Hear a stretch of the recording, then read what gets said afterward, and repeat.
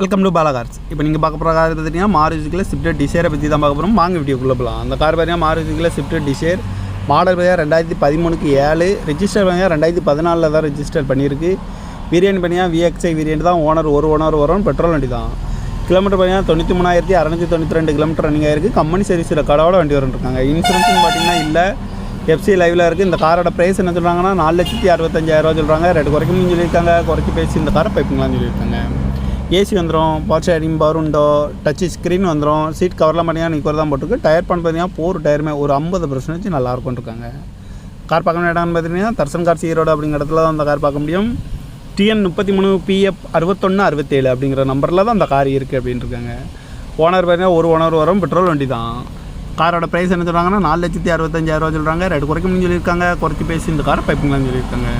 இந்த மாதிரி car வீடியோக்கெல்லாம் Bala car சேனலில் சப்ஸ்கிரைப் பண்ணிச்சுக்கோங்க. தேங்க்யூ ஃபார் வாட்சிங்.